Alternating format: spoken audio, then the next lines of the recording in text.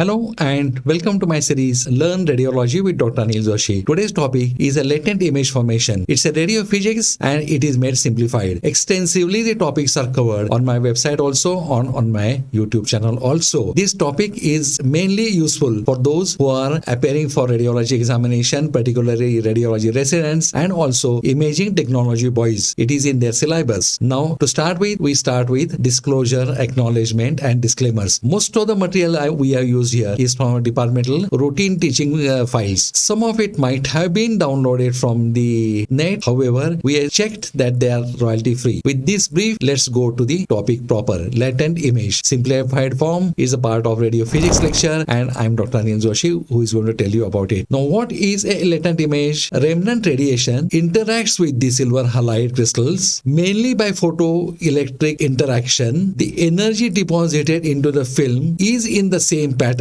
as the subject that was exposed to the radiation. That means it will be different for abdomen, it will be different for the chest, and it will be different for the extremities. Then this invisible image is known as latent image. A latent image on photographic or radiographic film is an invisible image produced by exposure of the film to the light, that is radiation. Radiation ultimately gets converted to light to produce this visible effect. Now let us come to the manifestation of image. By chemically processing the latent image, it is made visible. Certain chemicals permanently fixes this image on the film. So what does it indicate? The latent image is formed when X-ray is taken. It depends on how you have radiographed a anatomical part, and now chemically it is our duty to fix this latent image into a visible form which we can analyze, which we can store, or which we can use for our further use. Now formation of latent image is important because it is a basic of photography or radiography. Now metallic silver is black, so it is this metal silver that produces black area of a developed film. Exposure of silver iodobromide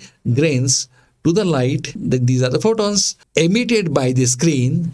Direct X-ray exposure initiates the formation of atomic silver to form a visible pattern. So what this process means that once the exposure occurs, it converts this silver iodobromide grains into the shades which we are seeing as the image. Now here we are seeing a photon absorption, that is photoelectron release. Now electron trapped at the sensitivity center is seen in the second box. Now coming to third, that is migration of the interstitial silver ion, and last is a combination, a sensitivity center silver, that is ionic form to silver. Now this process, a image is formed. And what is this Garnet-Mott hypothesis? This is given here. How a latent image is formed, then how the silver halide crystals changes their sensitization and they get converted into the different form. The electrons are trapped, then silver on migration is seen, then it goes to the photon absorption and it goes to the electron trapping, and the silver ion migration occurs, and that forms a latent image. Now you follow this circle, you will know how a latent image is formed. Now negative bromide ions lose electron to form a bromide atom. It leaves the crystal and diffuses into the gelatin, that is the coating over the film. Here it is shown. How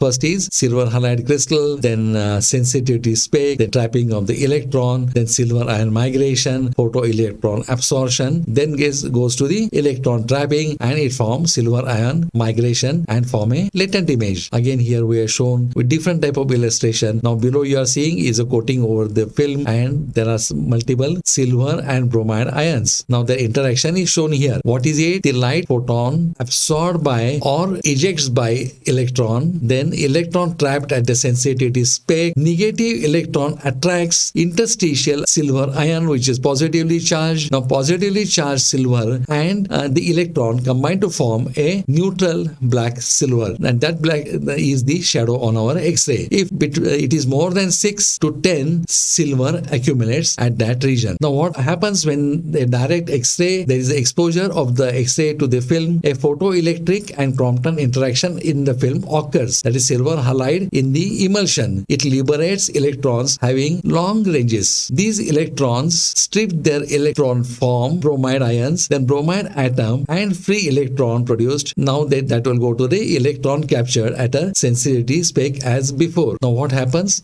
if the direct X-ray is exposed to the film? let's come to the efficiency. Most of the photon energy is lost. Much energy lost in the gelatin.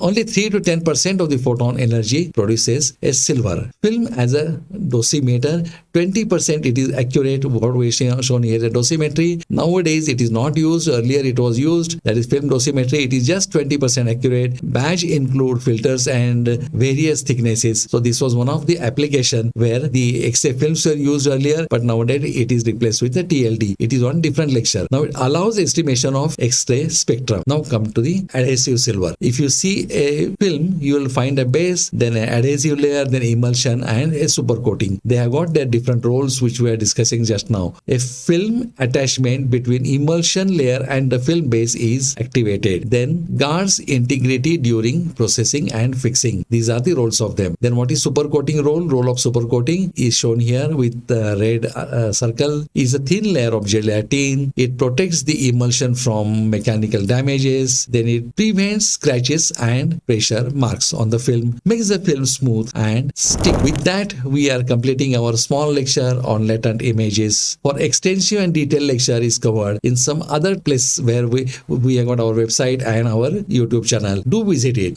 With that, I thank you for giving me your valuable time. Please visit our website. There are detailed lecture. There are multiple topics covered in it. Till then, thank you, goodbye, and good luck.